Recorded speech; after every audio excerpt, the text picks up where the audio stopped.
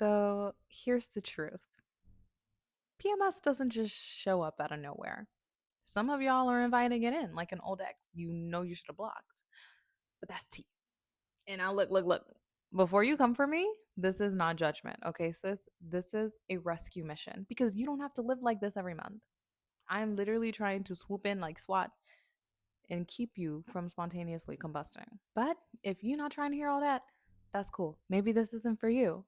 But for the girlies who felt that in their chest, who resonated with that, who felt a little bit called out, stick around. We have things to talk about.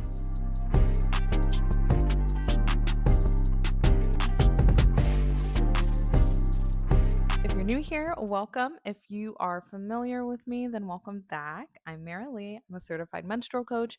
And when it comes to your cycle, I am here to help you get it together.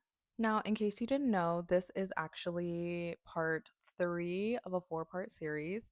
And if you were around for the other two, you're like, girly, what happened? Don't worry about it, sweetheart. We're here now. We're here now. And today we're talking to the girlies who feel like they are a completely different person every month and they're blaming it on their hormones, but I am trying to look at your habits. So grab your notebook, grab your favorite drink, your tea. I've actually got some matcha. And grab your notes app because we aren't just chatting, we are actually changing things today. So before we can figure out how to PMS proof our luteal phase, we first need to understand what is actually going on in this phase. I kind of break this phase up into two different sections. You have early luteal and then you have late luteal. Early luteal is that week right after ovulation. Your hormones will take a little tiny dip. Estrogen goes down, progesterone is still down because you haven't really started making it yet. And then like after like 2-3 days, they will start to incline once again and they're on the rise. Early luteal, you're kind of chilling, you still have a bit of energy from ovulation, you're getting things done, things are chill. And then the next week, the week before your period, that's when you get to late luteal. And then that's where PMS likes to catch some of y'all slipping because those hormones are starting to now go back down. And that opens a whole Pandora's box of unruly results. But here's something that I really want you to understand is that PMS isn't inevitable, it's a sign. It's something that your body is trying to communicate to you that something is wrong, something's off balance. And if you don't know how to speak the language that your body is speaking to you, what makes you, think you're going to be able to do anything about it? Do you listen when your body is talking to you, or do you just shh, Tylenol, shh, ibuprofen, don't worry about it, just mask the pain with painkillers or whatever, or like smoking, like pretty much just sweeping the symptoms under the rug instead of actually getting down to the root cause of what your body is trying to say? If you're bloated or rage texting or popping off on people, like it's not a curse, it's data. And you need to look at it and analyze it. Instead of getting annoyed, try getting curious. What is my body trying to say? So, I have a little methodology that I like to use to balance my hormones and essentially prepare for having a PMS free luteal phase. And right now, I'm kind of calling it the big three. I am going to be rebranding it into something a little different later on. So, it won't always be called the big three, but just stay with me for right now. But essentially, you're going to be focusing on nutrition, exercise, and stress management. And I promise you that if you can just take a breath, take a beat, and just focus on making an actionable change in each of these pillars, you will have a noticeable difference in the way that you're experiencing your phases. Now, it's not like your PMS is just going to be completely gone and like all of your problems are fixed right away. I'm not saying that. These things take time. Remember, like this is your body that we're talking about, and I'm not selling you a get rich quick scheme essentially of like just do this diet and then everything's fine, or like, oh, you just need to take this one supplement and then like everything's golden. Like no, No, those things are temporary. They don't last and they don't actually make impactful change later on. If you want real, impactful, lasting results in the way that you're experiencing your menstrual cycle, in the way that you're going through life, it takes time, as do all the best things. That's why it's called growth, you know?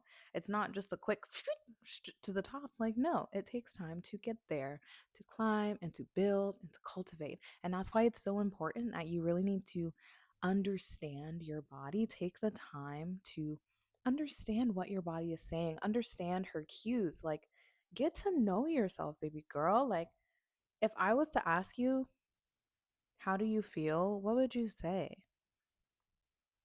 I feel good. What does that mean? What does that actually mean? What does it mean for you to feel good? What does it mean for you to feel tired? Like, tell me, tell yourself, figure that out for yourself. Like, for me, for example, when I am tired, my eyes are so heavy. It feels like my brain is lagging a little bit. It feels like my hands are a little lifeless, like they're not as energized and direct when I'm speaking with people. My legs actually feel kind of heavy. Like I just feel heavy. When I'm anxious, I feel tingliness in my hands. I feel like a white feeling in my stomach. Like, actually take the time to describe what it is you're feeling and then associate those things, like put those things together, right? When you're hungry, what does that feel like? Because sometimes what y'all be thinking is hunger is not actually hunger. That's a whole different topic for another day. But really try to figure out what are you feeling and what do you need? And when you're stressed out in the moment, like capture that. I'm overwhelmed. Ooh, what does this feel like? My shoulders, they're tense. My back tightens up. I start clenching my jaw when I'm stressed. Encapsulate what those feelings are. They're important. That was high key, a bit of a tangent, but I love it. That's why we're here. That's why we're on the pod. We're here to get it together. And that's honestly all wrapped up into this. It all makes sense and it all connects. So just stay with me. But going back to the big three: nutrition, exercise, stress management. Starting off with nutrition, it's really important for you to know that when you're in your luteal phase, your metabolism speeds up. Why? Because your body is making progesterone in this phase. You need progesterone. It can only be made after you ovulate, which is very important and key if you're someone who is not ovulating for reasons known and unknown. Um, but you need to be making progesterone, and making progesterone takes energy. So it's almost kind of like a fueling up, like your body needs to be fueling up more. And also progesterone has um, a heating effect on you. It essentially raises your body temperature, and that's also a really key way to know if you have ovulated, because once you've ovulated, your basal body temperature rises and it stays at that level all the way up until you get your period again. That's how I track um, my my ovulation and usually what phase I'm in. It's really, really cool. Um, but yeah, progesterone actually has a warming effect on your body. It raises your body temperature, and the increased body temperature actually increases the amount of energy that you're expending, aka like calories that you're burning. So your metabolism speeds up. It's like, oh, we need food. Basically, your body is like, hey, we could very much be about to, incubate a child. We need all of the nutrients we can get. And on top of that, progesterone actually can kind of help increase your absorption of nutrients from the food that you're eating because of that. It's like, we need the nutrients, and I need as many of the nutrients as I can get. And then on top of that, it slows your digestion so that it can, absorb more of the nutrients. But if you're not balanced and eating enough fiber, that can lead to some, backup issues. Could lead to constipation. I honestly, when I first learned that, I was like, yo, That makes so much sense because before I definitely was someone, and like, this is a safe space. We'd never have TMI here. Like, this is a safe space for us to fully, like, really talk about these issues and bring them to light because we need to talk about these things. But I was definitely someone who always experienced constipation in my luteal phase. And I was like, why? Not that I knew it was my luteal phase. I just knew that, like, before my period, I get constipated. And I was like, this is so annoying. Like, why? Why does this always happen? It's because my digestion was being slowed down. My body was trying to pull as many of the nutrients from my food as it could get, but I wasn't eating enough fiber and I wasn't drinking enough water to keep things moving efficiently. And that was the kicker there, too. Oh, I was so dehydrated. I was like, oh my gosh, this makes so much sense. Of course. So it's really important in this phase that you're getting all of that fiber, you're staying hydrated, and then also because your metabolism is increasing, you're going to be experiencing cravings for carbs. So you really want like good carbs, like complex carbs, leafy greens, and then also you want to lean into the magnesium rich foods. Magnesium is an excellent muscle relaxer, and it also can help you get things out a little smoother, if you know what I mean. And also, the magnesium with the muscle relaxation can really help combat and prevent cramps. That's so good. And honestly, a lot of people, um, even if you are eating magnesium rich foods, a lot of people are still pretty magnesium deficient. Uh, I There's a study that was like, yeah, like everyone's pretty much a little magnesium deficient, so it doesn't hurt to supplement it, but be very careful about which supplement you choose to take for magnesium. There's different kinds of magnesium out there. Make sure you do your research. Some of them act like laxatives. Be very mindful. The magnesium that I take is magnesium glycinate. It's chelated. I can put the link in the show notes for it. That one is not a laxative. Very nice. Just so you know. But it's been really great. And honestly, ever since I've been taking magnesium, I haven't needed to take melatonin. And I used to take melatonin every night to sleep. Like, I had a really bad insomnia, and now I'm like sleeping so much better. I'm sleeping more fully. And even if I don't, like, if I forget to take my magnesium, I'm still going to sleep just fine. So I really, really love my magnesium. I swear by it. It is creme de la creme, chef's kiss. Something else you want to be really mindful about in your nutrition during this phase is your blood sugar. Please make sure that you're watching the sweets that you're eating, what you're eating, and when. Uh, the amount of girlies who thrive on a coffee in the morning on an empty stomach, my heart goes out to you. Some of them are my own very dear friends, and I have tried so hard to be like, be careful. Because it just, uh, it spikes your cortisol. And cortisol is definitely that girl in this phase who will steal the show if you give her the chance.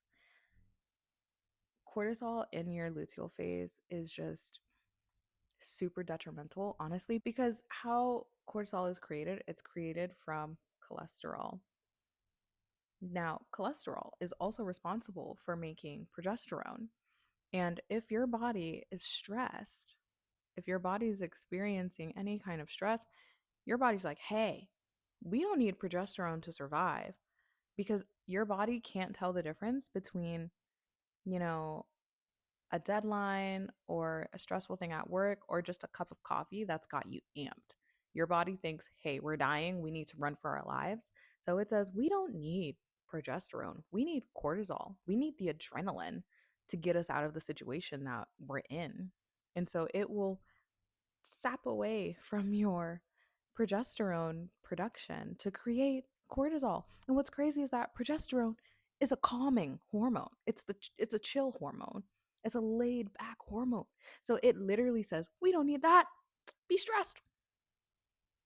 And stress is killing you. Girlie, hear me out, please. Hear me. Do you know how many women are in the hospital having heart attacks and just so many things, all from stress. From stress. It is so important that we are taking care of our stress levels. We have to. It's non negotiable. It's really non negotiable. So, in terms of managing your blood sugar, if you're going to have your coffee for breakfast, can you have a healthy fat and some protein first? Can we have something else before we immediately throw that caffeine and sugar into our systems? Because what you break your fast with, that is the most important meal of the day. Not breakfast, breaking your fast. Whatever you choose to break your fast with, that is the most important meal of the day. So, can we be mindful about that? Can we have a little avocado toast with an egg? Avocado, that fat, the egg, the protein. I like it. I like it. And I bet you would like it too if you had that before your coffee. And I don't mean at the same time. I don't mean the avocado toast and the coffee on the side. No, have the food before. And then the coffee is the treat after. It's the dessert. Honestly, check out the Glucose Goddess on Instagram, on TikTok. Her book, The Glucose Revolution, single handedly changed my life and the way that I eat and the way that I experience life, to be honest. Like her work has just been revolutionary and it is imperative. Honestly, not imperative. It's actually recommended reading if you are going to be in this corner of the internet. So I task you with that. Go check it out. But just as a quick kind of like overview, she talks about how you don't necessarily have to cut things out of your diet if you want to manage your blood sugar levels, but just kind of shifting the way that you're eating, like the order in which you're eating things, and then adding additional things on there. So, for example, if you have like a plate of food in front of you, the way that you would want to eat that plate of food is that you would want to eat the vegetables first, and then you would want to have the protein and fat, and then you would want to have the carbs last. And then after that, you would have dessert. And the order in which you would have eaten those things, it would have properly prepared your gut to efficiently digest everything that you're inputting in. It's really, really fascinating stuff. And I literally would love to have just a separate episode about the mechanics of like the order in which you eat your food alone and how that can really help balance your hormones and curb your glucose spikes, which helps your PMS because what are the effects of spiked glucose? Irritability, cravings, mood swings. Oh, is that your PMS or is that you just not making good choices with your food? Tea. It's tea, girl. It's really tea.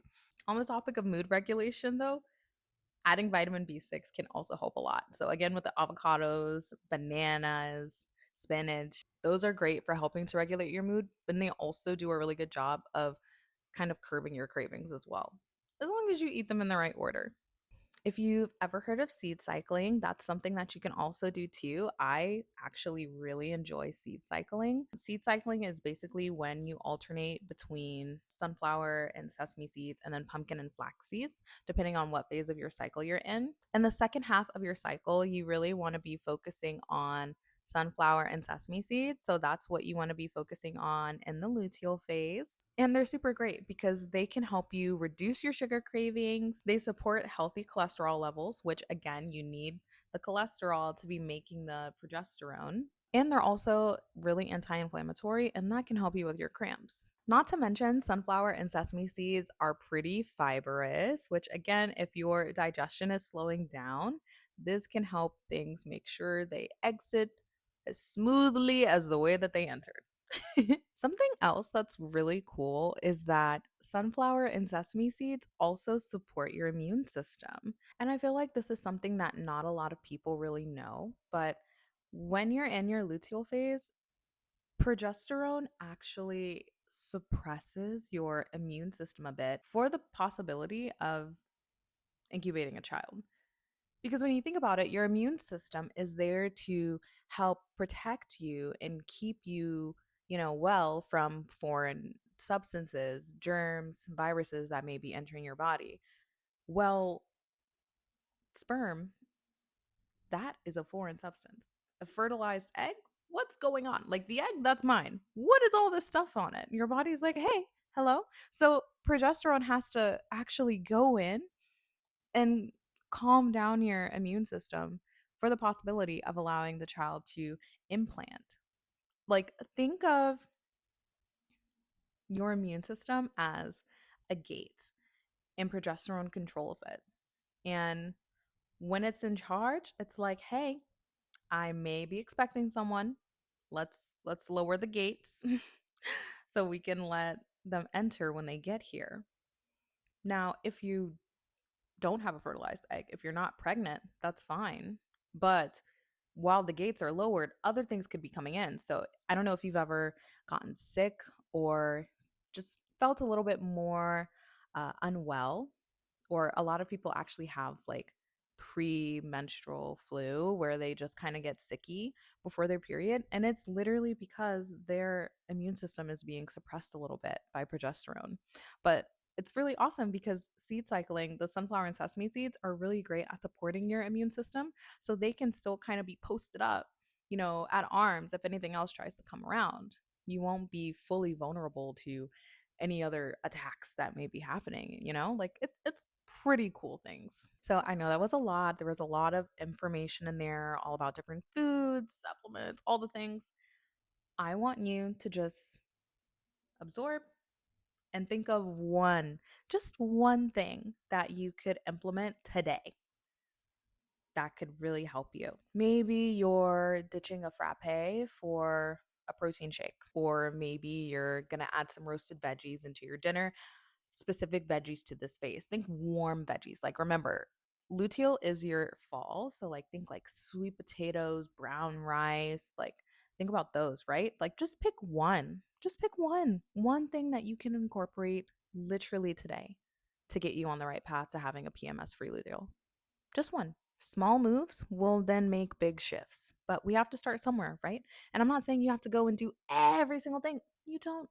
You could literally just get some sunflower seeds and start there. And that's awesome if you do that. So just think of just one thing. Let me know what it is. Write it down in the comments or DM me. Literally tell me what that one thing is, because I will be like, oh, that's great.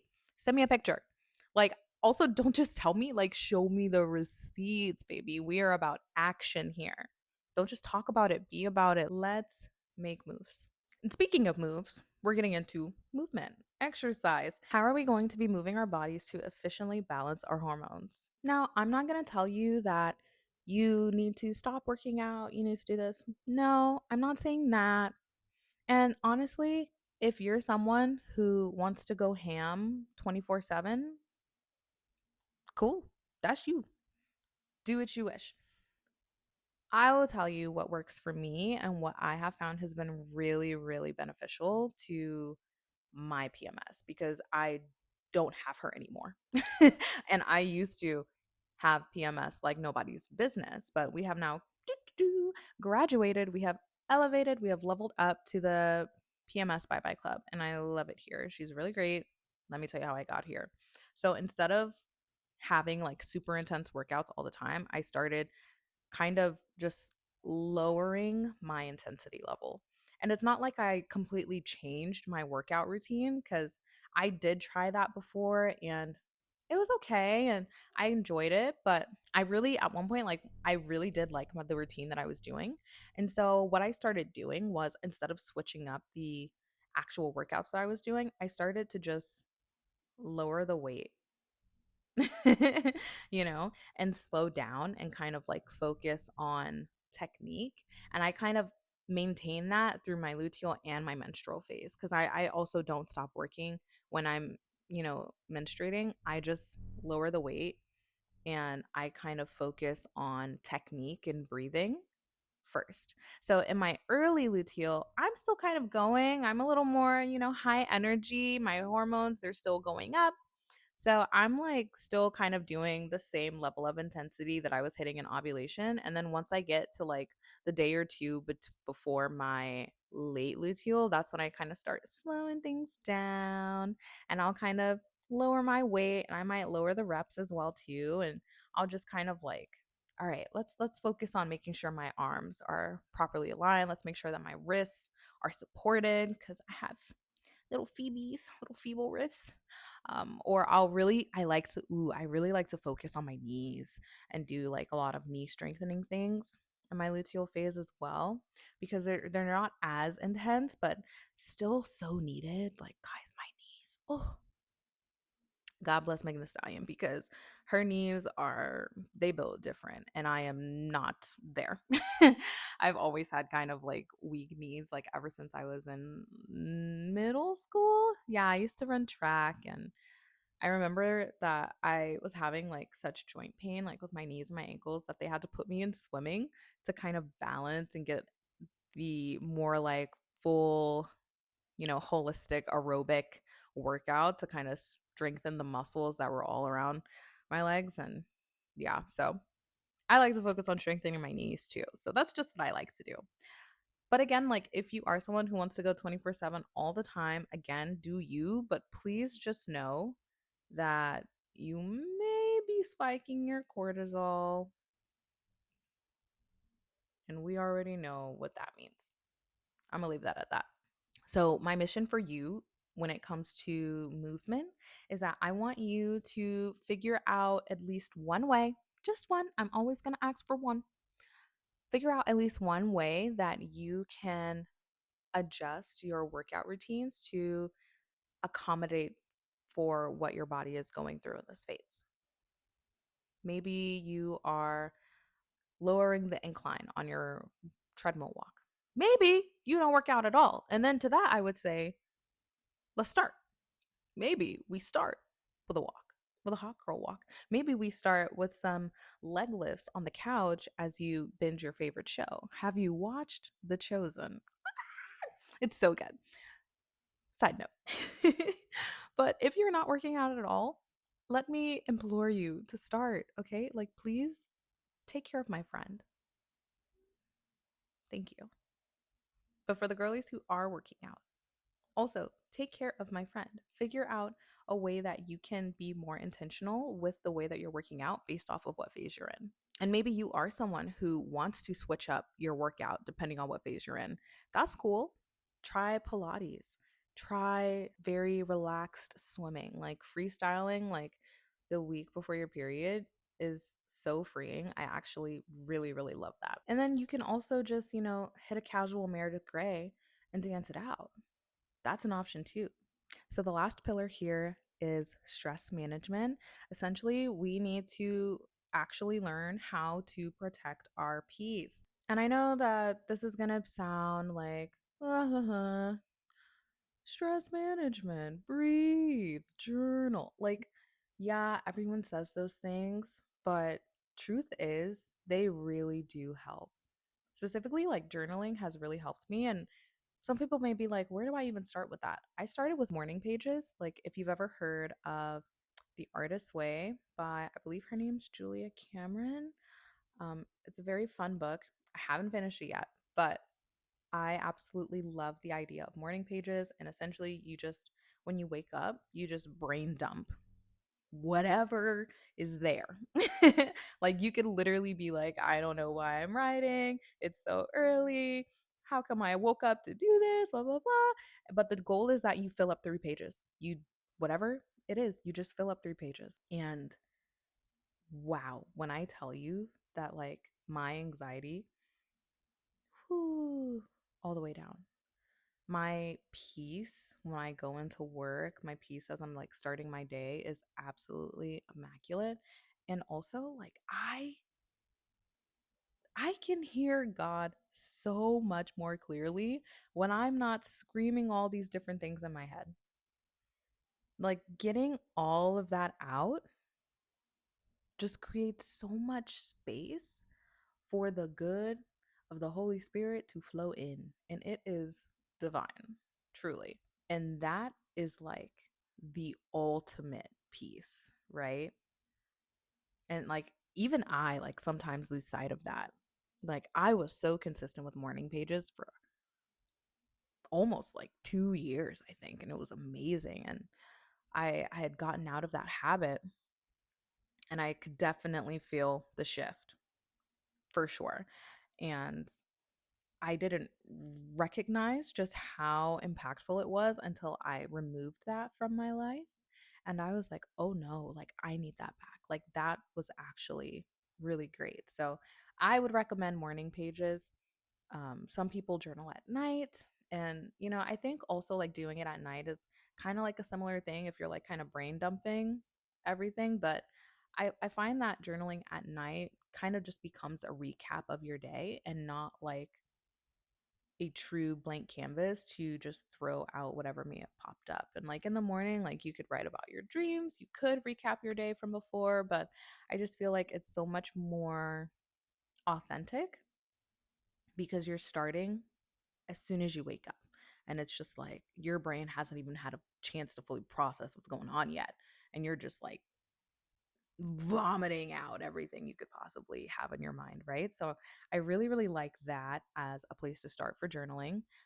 Prayer, of course. Be anxious over nothing, pray over everything. The word, y'all, the word. I have been really trying to talk to God about literally every single thing that I could talk to God about.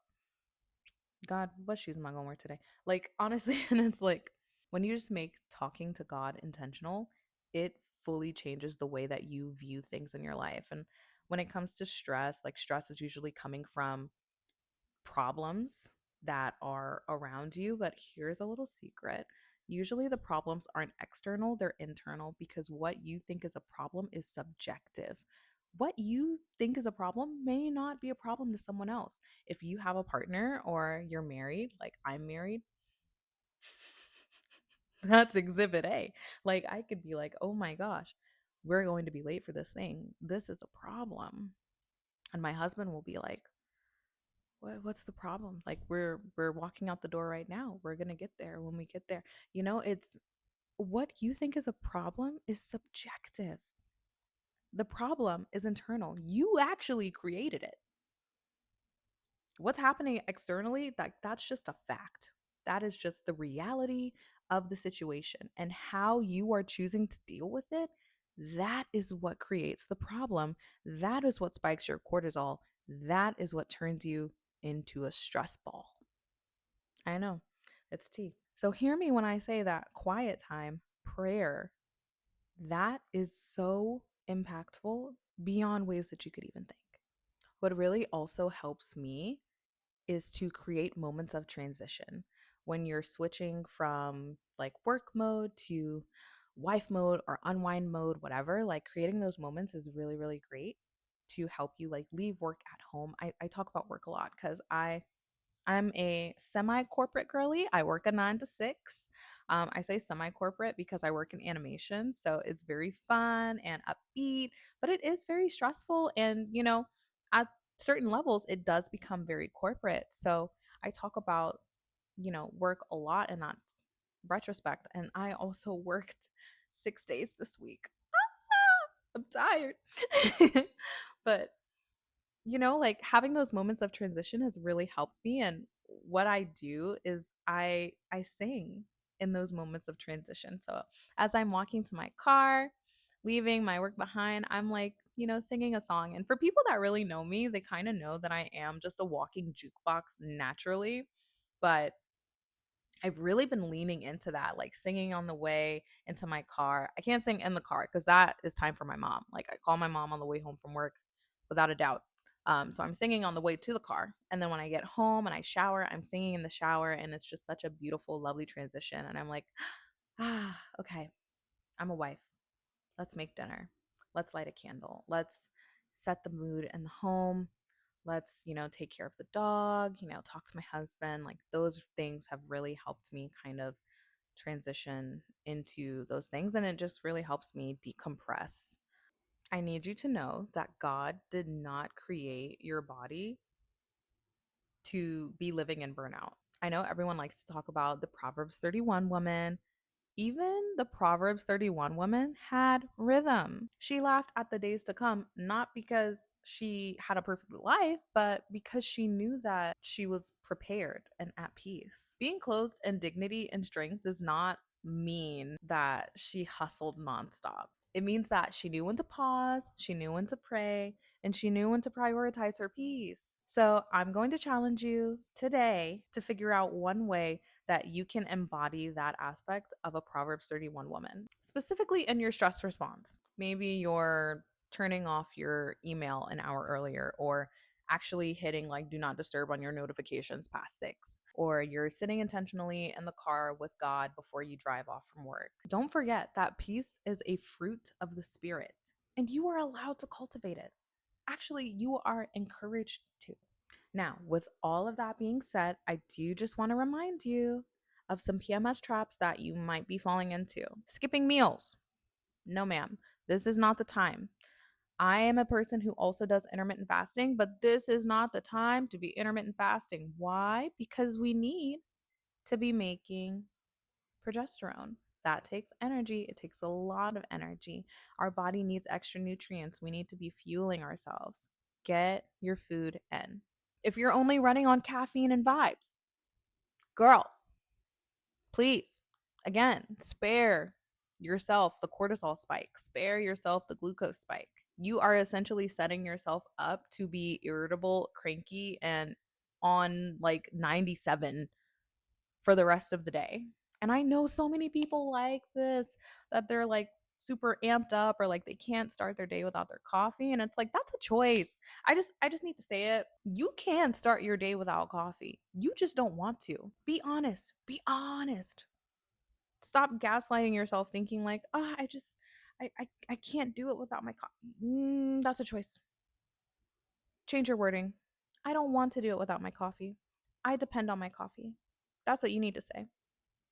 I actually don't care about figuring out how to make natural energy for myself. I'm sorry. I'm sorry. I'm coming for you. I'm coming for you. But someone has to. Someone has to. I am not going to let you sit here and not challenge yourself to be better. I it's not in my nature. It's not in my nature. And like, listen, look, I'm a matcha girl too, okay? Mm. Love my matcha. Love my caffeine, okay? But also matcha has like a third of the caffeine that's in a cup of coffee. One. Two, I'm not raw dogging matcha, okay? I had a nice amount of protein and fat before we got that, okay? I'm rarely going to be sitting up here not practicing what I preach, okay? Just so you know. Another PMS trap you're falling into, you're probably overcommitting, especially socially. Have you found yourself being like, oh yeah, I'll go to this thing? And then you're like, dang, I really don't want to go to this thing. Now look at you. Or you're overbooking yourself. I've definitely fallen victim to that. Trust me. There have been so many times where I have booked too many things and I didn't realize that I booked them all at the same day at the same time. And then I'm like, oh no. One of these things has to go, or all of them. I've actually done that before. I like said I would go to like 3 different things and then I just no to all of them. I was like, actually, I not making it. Have a great time without me though. And you need to know how to say no lovingly and without feeling like you have to give an explanation. You don't owe anyone an explanation as to why you're choosing not to do this thing or whatever. That's your time, not theirs. Sure, if you are feeling generous, you can offer that, but no is a complete sentence with a smile. And another one of the PMS traps you're falling into, probably the biggest one yet, is ignoring your rest signals. Babe, if your eye is twitching by that third cup of Joe, you need to call it quits. If you're dozing off in that meeting, hey, we need to get it together. You need to be prioritizing your rest. You probably shouldn't be going out and shaking tail if you can't stay awake in your meeting. Like, what's up with that? Curious. What is your body actually saying to you? It all goes back to that. What is your body actually saying to you? You're experiencing this for a reason. What does your body need? Do you need rest? Do you need boundaries? Do you need actual nutritious food and not a Chick-fil-A 3-piece? And if any of these traps apply to you, I want you to choose one thing that you are going to quit starting this week. Just one. And if none of those apply to you, I know that there are some others because obviously you clicked on this video because you're having some problems with PMS, right? So there's a trap that you're falling into and you don't know what it is. Analyze, take a moment, think, relax. What's actually going on? What's holding you back from having a PMS free cycle? I'll wait. Like a high school teacher, I'll wait. Drop it in the comments below or DM me if you're listening to this on Spotify. I want to know the tea and I want to hold you accountable. Your luteal phase is your inner fall. It is not for you to fall apart. It is for you to fall in to yourself. Like, what if your luteal phase wasn't a punishment, but it's actually a permission slip? Crazy, right? Your body is literally asking you to slow down and support her. That's it. It's saying, hey, we've done such hard work. It's okay to slow down now. Let's start getting ready. Let's start preparing to rest. So, again, put it in the comments below or DM me and tell me all of the different ways that you are going to start supporting your luteal phase this week by either what you're changing in your nutrition, what you're changing in your movement, or how you're going to alter your stress response. Let's try to normalize actually doing less when our bodies are asking for it, especially in this world of hustle culture. Let's take a beat. Let's take a minute. Chill out. You need it. So, again, PMS doesn't just happen, it's feedback. And taking care of yourself doesn't have to be perfect, but it does need to be on purpose. So, make some really intentional decisions, make some really intentional changes in your habits, and make those decisions and those changes right now. You don't have to wait till next cycle. You have control over your life. You have a say. You can make a change literally today. I can just lead you to the water, but I cannot make you drink. That has to be you, baby girl. So, what do you want to drink? And I don't want to hear, oh, but it's hard, because PMS is hard. PMS is hard. It sucks. It's painful. Learning to make better decisions when it comes to your health, that's also hard. But choose your hard. Either way, it's hard. But I know that you can do hard things. Screenshot this episode, tag me with your favorite tip on Instagram, on TikTok, or wherever you are. I'm probably there too. And I definitely want you to send this to a friend who says that, oh, my period makes me crazy every month, or my cramps are hurting so bad this week. Send this to them. I'm tired of people suffering. Let's stop normalizing suffering. We don't have to suffer. And I know that there are people out there who have actual debilitating pain and problems that need actual medical attention. I am not talking to those people. I am talking to the girls who are just like, this sucks. And then they continue about their day. You are choosing for it to suck. You can choose for it to not. Sure, it's hard, but you can do hard things. Thanks for joining me. I will see you in the next episode. Bye.